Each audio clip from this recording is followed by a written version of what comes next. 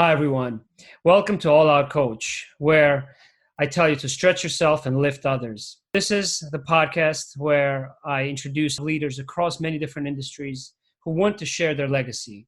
Today, I have a special guest who's a next generation leader. His name is Tarun Nimmagadda, and he's one of the top 30 under 30 by INC.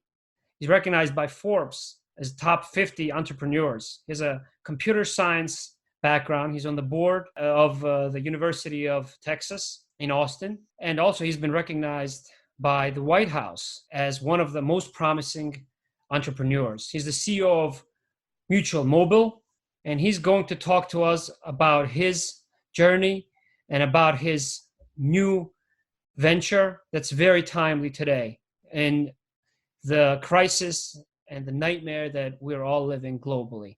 So welcome, Tarun. Thank you, Tim. Yeah, thanks for the conversation today. Just a small correction. I'm the CEO of Rocket, actually formerly the CEO of Mutual Mobile. It's a company I co-founded. But yeah, really excited to talk to you today about what we're doing to tackle the coronavirus threat that we all face as a common enemy. Sure. Thank you, Tarun. Can you take us a little bit through your journey? I know you came to the United States 16 years ago and you founded different companies. Take us through some of the leadership journey of yours. I came to America when I was 17 years old to study computer science as an undergraduate at the University of Texas. And that itself was an amazing experience. As I was graduating, there was a pretty incredible moment in time because Steve Jobs announced the iPhone and the App Store. I was very fortunate that happened at exactly the time I was graduating. Also, by the way, coincidentally, it was the last big recession was happening at the exact same time. Me and a couple of my college friends, we started a company called Mutual Mobile that built the very first iPhone apps. And we built one of the largest iPhone and Android app development agencies in the country, building apps like Google Wallet and ESPN Sports Center apps that were used by millions, hundreds of millions of people. And actually, still when I was 21 years old, we had a challenge called the DARPA Network Challenge, where DARPA issued a competition saying, hey, who can, this was sort of like a simulated threat response to the country. And it was a $50,000 prize, not a big one, but who is going to be able to help the country resolve a terrorist threat? And so they released 10 balloons across the country, and whoever finds those 10 balloons first wins. So me and my co-founders at Mutual Mobile, we actually decided that the right way to solve that is through an app. And within a matter, so we built an app and published it and got people to download it so that they can take photos of that red balloon, send it to us so we can verify that it was one of those red balloons. And in a matter of about 8 hours or so, we were able to collect the locations of 9 of those 10 balloons. MIT actually won that competition. They got all 10 using a multi-level marketing scheme. But it was funny today because 10 years ago, we were using phones and GPS to solve a simulated threat. And today, we're back here, realizing that, phones and GPS technology have come a long way. I think we can use it to solve the coronavirus threat, except this time it's not a simulation. And we've trained for this. And we've always been training for this. So really excited to talk to you about what we're doing and how we're approaching this coronavirus threat. I think a lot of the listeners of All Out Coach and those in your network are going to be excited to hear that there may be a way that they can be informed better, which may lift them up. And that is my hope, because at All Out Coach, as I mentioned, I want leaders to lift others up, through these podcasts, through that mentorship that takes place over 30 minutes or 1 hour. and time is so precious now. And the reason that you and I really started to talk about this initiative was the group that I had created, CoronaTrace, on Mhm. LinkedIn, Yep. where I had identified this gap where patients are regarded and considered, reported as numbers. Yes, we hear about the patients in different counties across our states, right, nationwide, and Johns Hopkins has a great tracker. But what are we doing to really trace their whereabouts, their prior whereabouts, and details about those who we personally become aware of that test positive for coronavirus in order to avoid and stop the spread? That's the question that's really not being filled right now by our authorities locally or across the state. Hmm. So a systematic app is something that South Korea had very early on in its epidemic and its epicenter, early on. And so that's just a little bit of history for those who are going to listen of how you and I, given that we're in different industries, really start to talk. So let's get right into it and talk to what you see as the gaps from a technological perspective currently, and then tell us what you can potentially provide in the near future. Yeah. So as I was researching this, I think came across your group and talking about the importance of contact tracing as a pillar of our response to this epidemic. Contact tracing has been a pillar of every response that mankind has had to every epidemic in human history. And I believe that it is going to be a pillar of our response this time also. Quarantines are important, vaccines are important. These are all pillars of the response, but we are not going to get through this without contact tracing. Now, well, how does contact tracing work? I mean, that's how we kind of addressed smallpox before there was a vaccine. That's how we addressed SARS before there was a vaccine, the last coronavirus. Yeah. But contact tracing is very manual, right? So you have to, the hospital official has to rely on your memory, and they interview you as to your whereabouts and where were you at this time. And with coronavirus, we know can be infectious for up to 8 days, and it can stay on surfaces, potentially up to 3 days. You have to remember 10 days worth of history of everywhere that you have been and what time you were there and what people you might have possibly encountered at that time. Can you imagine how labor intensive that process is to do for one person, let alone to do it for 50,000 people, and to do it when 10,000 cases are popping up every day? Yeah, and they're rising exponentially. Yeah.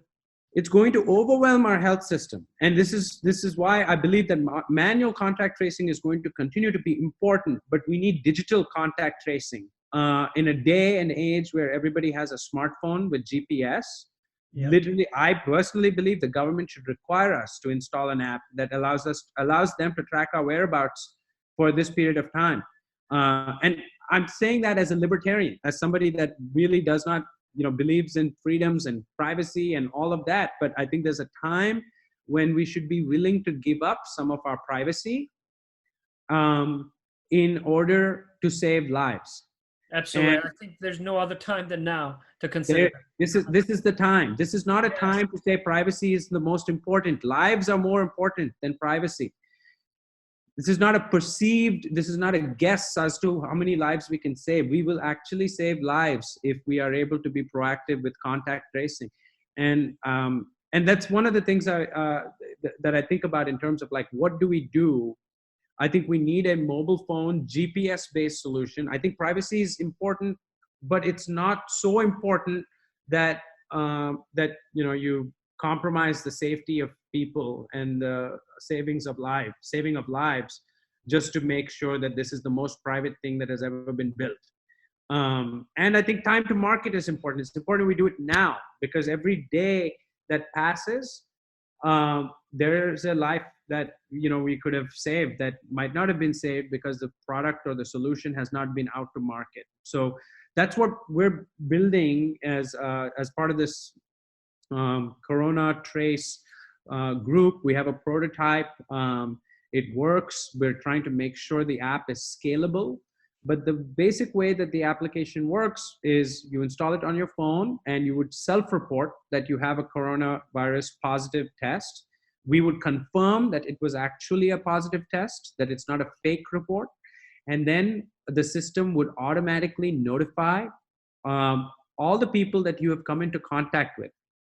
And in a radius of 6 to 10 feet, and in a time horizon of anywhere between maybe 3 hours, but some people say maybe it's up to 2 days. So that means if I went to a restaurant, or if I went to a park bench and I sat down there and I later got tested positive for corona, anybody that went and sat on that same park bench for the next 3 hours or 3 days, depending on what medical professionals agree is the period of contagiousness, they will be notified automatically if they have their app on the phone, because we'll be matching their GPS timestamp with the person that was infected and do it completely automatically. Okay. So what type of infrastructure does this require, and how close are we to getting a prototype? Well, this is, I think at the end of the day, what we need as a part of a backend is what we're calling a spatio-temporal database. So it's just a big word for a database that is indexed both in space and in time. So we can run queries saying who was here at this time. Most databases are actually not built for that kind of a question and answer. So believe it or not. So we're having to make sure that the systems that we're using can scale if millions of people download this app and are trying to rely on it, then that the app can support that. Luckily, the system scales linear to the number of people that are reported positive. So the fewer people that report positive, the more easy it is for us to do the calculation on how many people need to be notified. And hopefully that number remains low, but we want to be ready as far as the system is concerned, that even if there's thousands of people that are reporting positive cases, that our system can handle that load without buckling under the pressure. But I also want to say that this app and technology is not the only answer. This is, like I said before, this is one of the pillars of the response, contact tracing itself. And within contact tracing, manual contact tracing is going to continue to be important, because if somebody went to a particular location and you need to manually notify other people that have visited that location who may or may not have the app installed on their phone. So digital contact tracing will not eliminate or replace the manual contact tracing, but I think it'll amplify it to a great degree and make it more instantaneous. Yeah, I mean, so my sister is in Singapore right now, and she moved there a few months ago, and she's been telling me about what the Singapore government has been doing to deal with this problem. And if you look at all the charts, Singapore is doing better than any other country in the world. They had the very first cases of coronavirus almost anywhere in the world, but they have done the best job of clamping down on the number of cases of anyone in the world. And it makes you realize that this could have been stopped. It didn't have to be this bad. And if we had reacted sooner, if we had reacted more decisively sooner, we would not have had to shut down the whole country. Absolutely. Quarantine is not a foregone conclusion. It didn't have to happen if we were able to control at the borders, if we were able to test. And now we're in the situation that we're in. So it's, it's more important that we focus on the future. What can we do now? Testing, tracing, and treating are the three parts of the formula that South Korea, that Singapore has done so well, Japan also, right? That United States, unfortunately, is not doing. And in Singapore, you mentioned the Singapore example.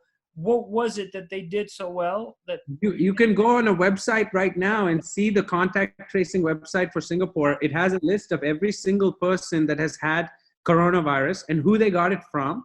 And it traces back, this person went to a church and he gave it to 150 people. and they trace back every single person that went to that church, and it's all in public. They don't disclose the names. They say Yeah. 35-year-old male, um, but it's all there, and it has been a very, very critical part of Singapore's response and how they've stopped it. Well, soon I'm very hopeful that it'll also be here with your efforts and your leadership, Tarun. Yeah, with working with you and with others, hopefully we can do this together. We're all in this together, and we need to solve this together.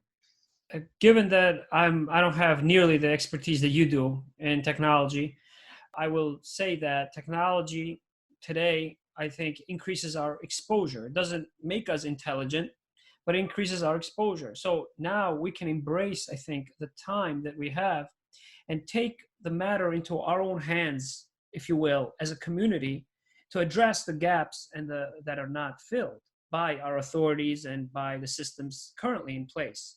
Mm-hmm. So I think if we combine, based on what you said, the manual system, our manual network, our activity, in some systematic way, whether it be through the CoronaTrace group that I created, that I hope will get many more to follow it, Mm-hmm. to identify and to notify each other about such contacts, complemented by the app that you have, Mm-hmm. that you're developing. I think that we can, as you mentioned, save many lives. And I'll give you some examples of how inconsistent some of this contact tracing is becoming. Here I'm in New York, which is which is an epicenter, right? And there is a patient that my father had. My father's a physician. I had a patient who came in. He was coughing. His wife had been coughing. He had a very elective surgery. He came into the office anyway. He ignored his wife's symptoms. His wife ended up testing positive, and we don't know now when he will test, who he will notify. There's a lot of people who are just reckless, and he happened to be an elderly gentleman, a mature gentleman, but there are many next generation leaders out there, unfortunately, who are going to the beaches still in Florida, who are going on Bourbon Street, and who are not treating this the same way, and they're not flattening the curve. Mm-hmm. So they need to know what areas they need to avoid. So there are many stories like that, and unfortunately, there probably will be more in the coming days. So I think that you're solving a major problem that's only going to be increasing. Yeah, absolutely. And I think that's part of it, is that in the short term, we need to think the next 4 weeks are going to be the worst weeks the country has ever faced, possibly since World War II. And hospitals are going to be overloaded all across the country, hopefully just in a few regions, so that other regions can rush to their assistance. Now, what can people who are going to listen, what can they do to help with your cause and with our cause? Because I'm kind of also partnering with you as a volunteer. Yes. Right? And because I think it's our civic duty, which you and I both agree upon. Yep. But what can they do, or who do you want to partner with? Do you have a message for other next generation leaders or for other business leaders, Tarun? Yeah, absolutely. So we have some hard technical problems that we need to solve. So we need more engineers, particularly engineers that have experience with GIS and backend technologies that are where we're able to automatically figure out what location somebody was in based on their GPS history, so we can notify the venue, not just other people that were in that location. So this is a hard GIS or GPS based technology problem. So the more people with that expertise that can join in and help, that I think that's going to help us a lot from a technology perspective. Mm-hmm. But beyond that, I think we need experts from every field, from communications to public policy to infectious disease. We've created a Slack channel where we have groups for people from different disciplines to collaborate, and from each group to come up with the best solution for their discipline, and so that we can work together to make sure that this app is prepared for tens, if not hundreds of millions of people. I want to be realistic and say, look, there might be a point where the government says, the app is great, we want to release it as an official app, and I would love that. All our efforts will be open source, so anybody can take this and run with it and fork it. If a different country wants to take this idea and adapt it for their country, that's completely welcomed and wanted. So I invite people from all disciplines to raise their hand and to reach out. I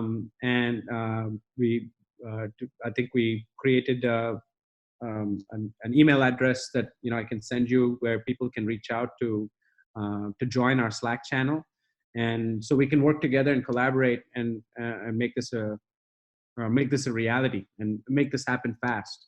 Yeah, I'm really glad that I connected with you, Tarun, and I'm really excited about your venture here and your solution, your human solution. I think heading into the weekend, I think that it's something that's very promising. I do want to just ask you, since you are realistic and we want to be realistic, what is the worst case scenario? What is the best case scenario in terms of when you can roll this out, make it available to the public right now? Ballpark, if you can share with us. Yeah, I think best case scenario, we can make it available in less than a week. And great. But I think there are a couple of challenges that we may run into that could delay us by another week or so, because there could be there could be legal issues, approval issues, privacy issues, things that we're not thinking about on top of the scalability issue, which is what we're trying to deal with right now. With the staff that you have now, you would be able to. I believe so. I believe we'll be able to finish this with the staff we have. I mean, again, it's already kind of in some form or shape ready, but we need to polish this and think of all of the things that we're not thinking about right now, because we've only been doing this for 3 days. So, been burning the midnight oil, and we'll continue to do that so that we can get this ready for the general public as quickly as we can. Yeah. Before we talked today, you mentioned that this is going to be not just an app, but this is going to require leadership. Mm-hmm. So what comments do you have for next generation leaders out there, you being a leader, a mentor as well? What type of leadership were you referring to right now that's needed right now amidst this crisis? Well, the thing that comes to my mind in this moment is a word from my Indian tradition, which is dharma. And dharma stands for, it's loosely can be translated to duty. And, we have a duty to our friends and our family, to protect them and be there for them at this time. But and in that sense, we can all be leaders in our own homes. But some of us are in a position where we need to lead companies, we need to lead communities, we need to lead our neighborhoods, we need to lead in a bigger way. And as soon as you are able to take care of those that are closest to you, start looking broader. Ask what you can do for a bigger and bigger circle, your community, your city, your country, your state, and the world, right? And I think this is a time to do your duty. Absolutely, 100%. Yeah. What a wonderful answer. Thank you so much. It was those words, civic duty, that connected us. Thank you very much for your time, Tarun. Look forward to working with you. And tune in to All Out Coach, my podcast, everyone. And also CoronaTrace, the group that currently is on LinkedIn, that we're both a part of, both Tarun and I. Great. Thank you, Tarun, very much. Thanks, Sam. All right. Bye. Thank you. Bye-bye.